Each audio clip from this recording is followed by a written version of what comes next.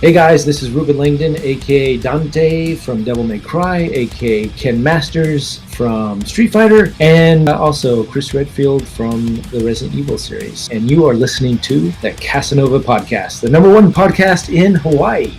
Jackpot.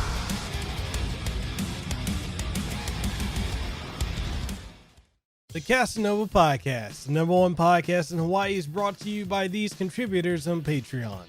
If you'd like to see more content like this more often, as well as more podcast reviews, impressions, early access releases, live streams, and original content, then consider becoming a patron today.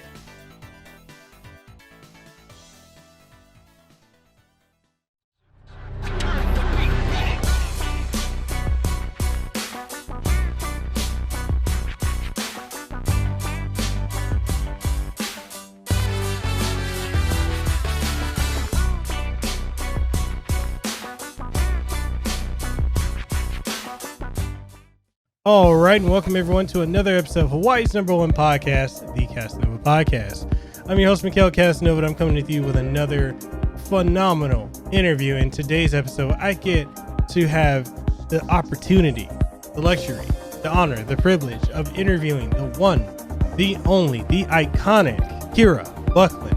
Now, a lot of you are familiar with Kira Buckland as she was 2B in Nier Automata.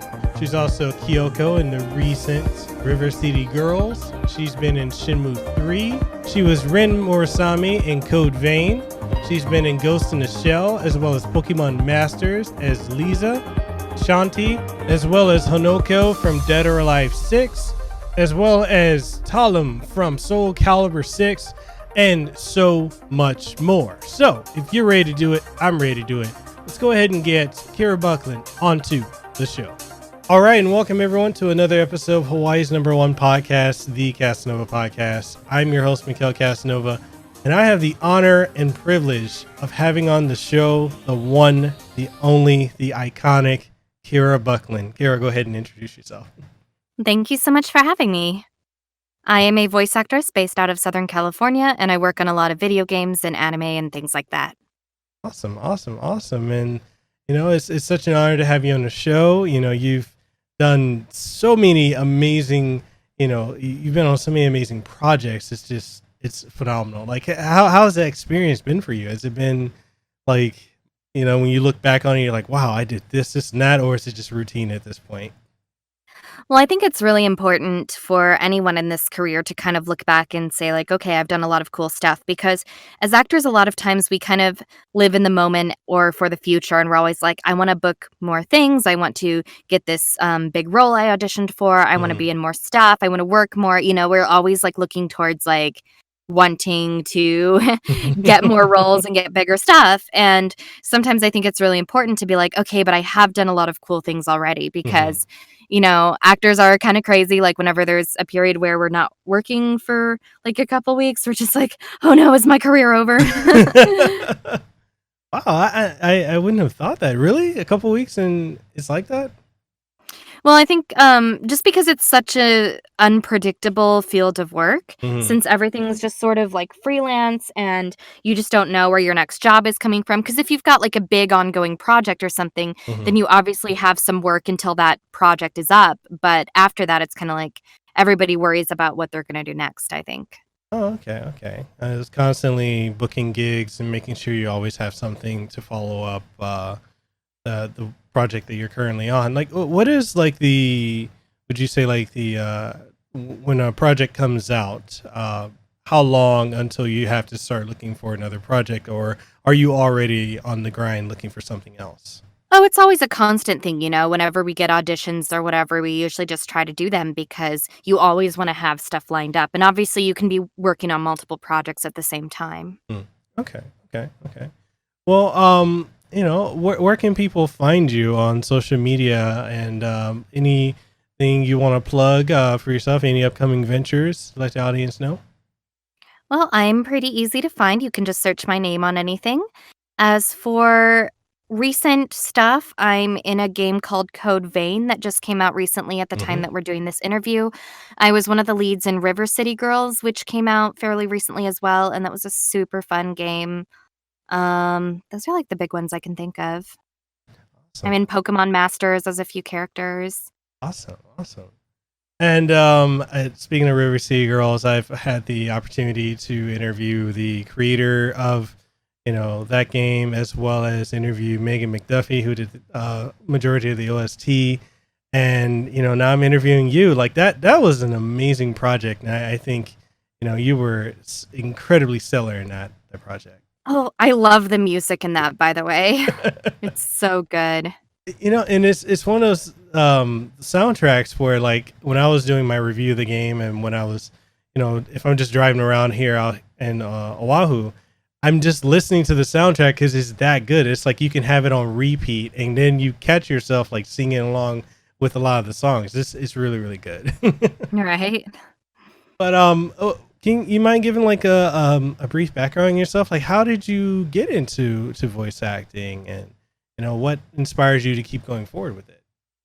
A lot of it, what inspired me was just hearing performances in games or shows or whatever, and just saying like, I want to do that someday.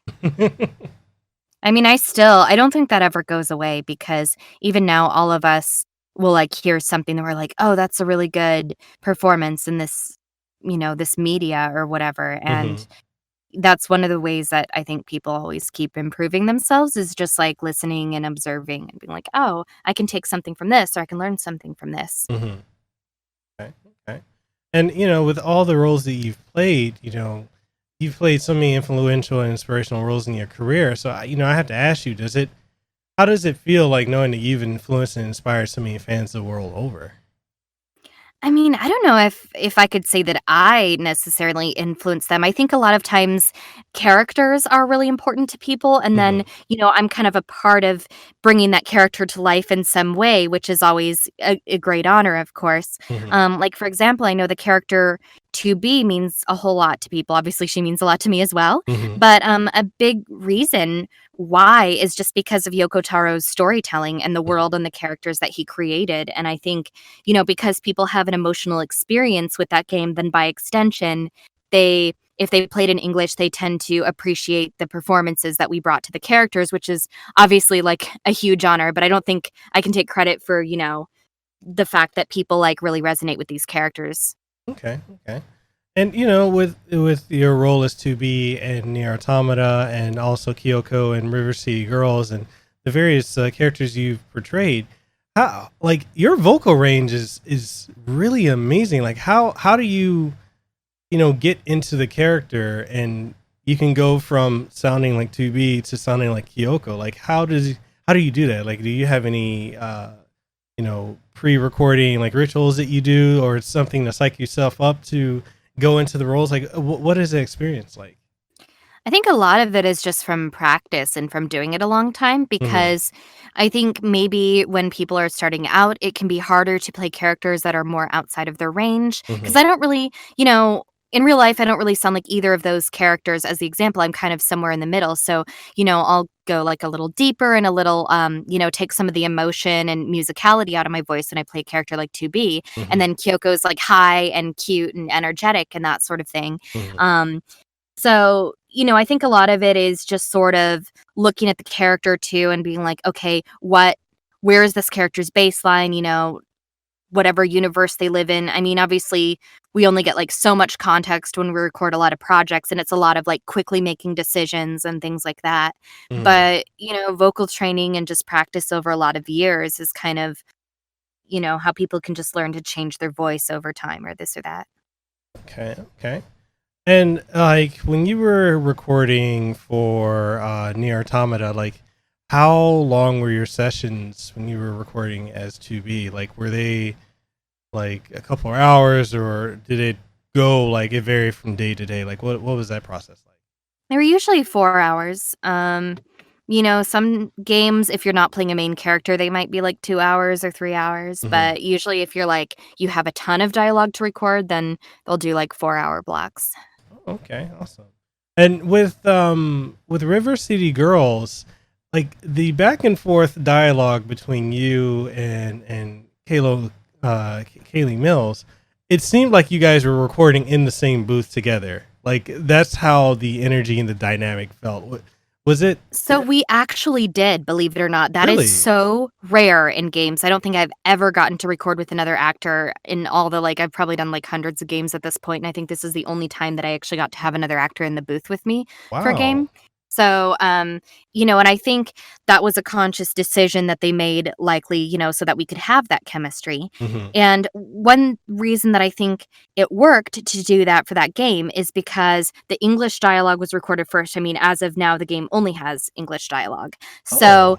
it's a lot harder if you're dubbing from another language because a lot of times we have time restrictions, which Hmm. is one of the many reasons why recording together is usually impractical if you're doing like a localized game. Because if you have to match the exact length of, say, the Japanese file or whatever the original language is, then it's Hmm. like it's a lot of like try okay, we got to put it in and see if it fits, and then we'll redirect and stuff like that, and it would just like waste too much time Hmm. if you had multiple actors there. But for this, I think because there was so much like comedic timing and ways that Misako and Kyoko had to play off each other, Hmm. they just brought us in together, which was really cool. And I wish we got to do that more often. Yeah, because like I know when I was playing through the game, I was like, there's either the timing is super impeccable or you guys are like sitting in the same booth together because it was so well done. Like the way the two of you were going back and forth, and I was like, wow, this is amazing. So I had to ask you about that. I was like, wow. Yeah. And then, of course, also some credit goes to Christina, our director, for kind of, making those little notes here and there that really helps that come alive. Definitely, definitely. What was it like, working on I'd say like this is the first in the River City franchise that's actually gone mainstream, and especially to the extent that it has. Like, since I would say the first River City game, like probably 30 something years ago, like you guys really were pivotal in bringing that to the forefront. Like, how does it feel now that that franchise is so mainstream? I mean, I don't know. I think it was so exciting getting to work on something like that. Awesome, awesome, awesome. And with the process of getting into like voice acting, like, is there any advice or guidance that you would give to like the viewers and the listeners that'd be interested in getting into the industry? Yeah. So, I mean, this is going to sound like a broken record because everybody always says the same thing, but it's just like take acting classes, learn to act, doing a lot of voices, doing funny voices. It doesn't matter so much as being able to believably portray a character. Hmm. So, definitely, like, just take even, like, theater classes, it doesn't matter as long as you're learning to act, Hmm. that's a big part. Watch media, observe other performances and what works and what makes these characters compelling, and then just, like, practice a lot, do stuff online. I run a site called Voice Acting Club, it's just voiceactingclub.com, Hmm. and I write articles kind of that go more in depth on, what new actors should do and what kind of, we have resources and things like that for Hmm. them. And, just do stuff online, help out like small time content creators, volunteer to do voices. Cause of course everyone wants to start out getting like paid a lot of money to do voices, but it's kind of like, it's a process because when I Hmm. first started, I just did a lot of things online, just Hmm. like for fun or whatever. And then eventually, like when I moved out to LA, that's kind of when I started to actually work in the industry. So, Hmm. it takes like it's not something that people can just be like, "Oh, I don't have any experience, but I want to move to LA or move to Dallas and be a voice actor." It's like you have to kind of work your way up and really get used to, you have to get on a competitive level with the people who already are working. Hmm. Okay. Okay. I was gonna say because I have a lot of friends that are voice actors from the Street Fighter franchise and from Trails of Cold Steel to all the way up to the Zelda, the Breath of the Wild, and a lot of them they've said like, hey, if you're gonna get into voice acting, you either got to move to LA or you have to move to Dallas. So Yeah, for sure. so yeah. So you and I, we actually have a mutual friend in David of Vitrix, and Okay. he told me that I should ask you about David Bowie. Well, yes, David Bowie's my favorite musician and my biggest creative inspiration. I love him dearly, and he means the world to me. So what is it about David Bowie that inspires you so much? I mean, everything. He was so unique and creative. For 5 decades, he stayed relevant and always changed up his music. He wasn't afraid to take risks or defy the norms. And it also, I mean, didn't hurt that he was super hot, just saying. What's your favorite album from David Bowie so far? I know this is going to sound really unpredictable, but Ziggy Stardust, it's just like, it's a classic album for a reason. It's so good. I was just listening to it today. Awesome. I had to ask. I was like, because David was like, yeah, ask her about David Bowie. I was like, really? Like, we're gonna talk about Ziggy Stardust and the man who sold the world? He's like, yes, talk about it. So, what are some things that you enjoy to do? You know, outside of voice acting and whatnot, like any hobbies or anything that you find as therapeutic or invigorating or anything like that? Definitely listening to music, like classic rock in general, I am Hmm. really into. Playing Pokemon Go. Um, I don't know, sometimes playing other video games when I get the chance. I don't have like a ton of extra free time because I've been so busy lately, but Hmm. you know, I Sure. guess like music and games. What are Cats. I love cats. oh, you're a cat person too? hmm Oh god, my cat's laying right next to me, and she's such a doll. She's okay. So my cat has this thing. Her name is Kita, and if I've had her for I want to say like 7 or 8 years, and she has this thing where she'll paw my foot, and then if I turn and look at her, she'll stand up on her hind legs and she'll reach up like she wants me to pick her up. And then if I pick her up, she just nuzzles into my shoulder. I'm like, I've never seen a cat do that before. It's so rare. So cute. How many cats do you have? 4. Four. Okay, what are the names and are they calicos or? So, there's like a lot of them were kind of dumped on us Oh. by people who didn't want their cats anymore. So I didn't really plan to have 4. It just sort of happened. Mm-hmm. So, there's like a big fat boy named Siler who's like a tabby and white. Mm-hmm. There's a little black panther named Mina. There's a pumpkin spice cat named Jareth who I Mhm. posted a lot on social media. And then there's like this little black tabby named Cupcake. Oh. You know, it was something is a lot of people that I talk to that don't own cats, they don't understand how each cat can have such a varied personality. Like they're so individual. Like no two cats act the same. Yeah, but a lot of cats are brats. I'll say that much. This is true. This is true. Like mine's it's so funny. Like throughout the day, she doesn't bother me for food. It's only at night when I'm sleeping, and she'll hop on the bed and then she'll just paw my face like, "Human, wake up! It's time to feed me." I'm like, "You had all day." What kind of video games do you like to play, or do you enjoy? I like fighting games a lot, especially like 2D fighters. And then it's weird because I play like fighting games and then like weird mobile gacha games. Oh, what's your favorite gacha game so far? Well, currently it's Love Nikki. I've changed it a few times, but that's like my current obsession. Mm-hmm. Oh, okay. And as far as like, what are some aspects of that game that you personally enjoy? I guess I'm kind of a completionist when it comes to games, so I just want to get like the different achievements, and they're really good at making you want the achievements. So I've spent a lot of money. Oops. Awesome. And you I'm say like, I you, gotta get the unicorn outfit. It's very important. and as far as like fighting games, you say you like 2D fighters. So were you a Street Fighter kid growing up, or more of an SNK King of Fighters kid? Well, I didn't get to play a lot of video games until later in life, but Mhm. my favorite fighting game franchise is Guilty Gear. Oh my It's cool god. because I actually got to be in a game in a similar franchise. I was in BlazBlue Cross Tag Battle, Mhm. so that's pretty exciting. And then, like the first fighting game that I got super into was Soul Calibur. So the fact that I later got to voice 2 characters in a Soul Calibur game was like unreal to me. Right. And of course, I liked Street Fighter and KOF and all that kind of stuff. Yeah, we're gonna be best friends because you just mentioned Guilty Gear, and I love that franchise. It's so funny there are not that many people out here in Hawaii that are into BlazBlue or into Guilty Gear. And Really? yeah, it's like we'll have a tournament. Like I remember when Exard came out and when Continuum Shift came out for BlazBlue, and when tournaments would be thrown, the turnouts weren't that high. It's the same for Soul Calibur too.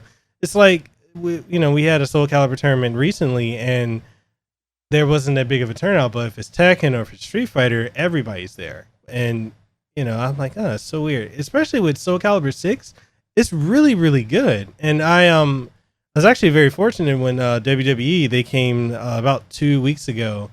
And after the WWE event, Xavier Woods, him and I were hanging out, and we were playing Soul Calibur 6 at one of the local gaming pubs that we have. And man, that even him and I we were talking about like, man, we wish more people were like out here, like for that turnout, because I think it was only like 10 or 12 of us. But if we were just playing Tekken, it would have been a full house. It's so weird. Wow. Yeah. You said Guilty Gear, so what's your favorite character in Guilty Gear? Well, I've always been kind of partial to Dizzy. I actually cosplayed her when I met the creator of the game. Awesome. And are you excited for the new Guilty Gear that's coming out? Yeah, it looks super cool. Hopefully you're in it. You get to voice I wish. I mean, I don't even know if there's going to be like any English voices, but who knows? Because I don't think they've had since Exard 1. I think that was the last one where they had English voice actors. Yeah, they usually don't. Huh. So we'll see. In a perfect world, one day I would voice Dizzy, but yeah, we should definitely make that happen. But yeah, what are some winding down to the last couple questions? Like, what are some projects that you currently have in the works that you are allowed to speak about? Because I know the whole process of NDAs and everything, but is there anything that you can speak about that is coming up? I mean, pretty much just like the ones I mentioned, like Code Vein just came out, and like River City and stuff like that. Okay. And is there any chance that we're gonna get to see you out here in Hawaii at a convention, or? I mean, of course I'd love to go, but they've got to invite me. Well, we can see if we can make that happen. I'm friends with the directors for all three of the major conventions out here, from Amazing Comic Con to Hawaii Con and to Hawaii Con. So if I can get them in touch with you, then yeah, I'll make it happen. Awesome. Yeah, usually if anyone wants to see somebody at a con, there just has to be some kind of demand for it. Yeah. Okay. Is there anything you want to leave the audience with before we go? Watch or read JoJo's Bizarre Adventure. So you're a JoJo fan as well. Oh yeah. It's like a problem. Oh man, it really, between JoJo and Berserk, those are my two favorite. Oh, nice. Like manga. I absolutely love both of them, and I wish one day we could get a good adaptation of Berserk. Okay, one can wish. All right, and with that being said, did you have fun so far? Yeah, for sure. Okay. Thank you for having me. Yeah, of course. And I'll leave links down below in the podcast and in the video once this goes live, where people can, they can follow you on social media, and they can, check out the different things that you're working on. And people, you'll be able to catch this episode of the podcast. It's available on all podcasting outlets, from Google Play Music, Apple Podcasts, Google Podcasts, Stitcher, TuneIn Radio, Spotify, and our iHeartRadio. So with that being said, this is Kira and myself, Mikel, and we are signing out. You guys have a good one. Hey, did you enjoy this episode of the Casanova Podcast? Well, I'm sure you did. And since you did, and you're wondering where else you can find it on every podcasting outlet. Yes, that includes Apple Podcasts, Google Podcasts, Stitcher, TuneIn Radio, iHeartRadio, Spotify, Launchpad DM by Podcast One, and so much more. And the only thing I ask of you is if you truly enjoyed it, even if you didn't enjoy it, please leave a rating and tell us what you thought of it, what you like, what you didn't like, and everything in between.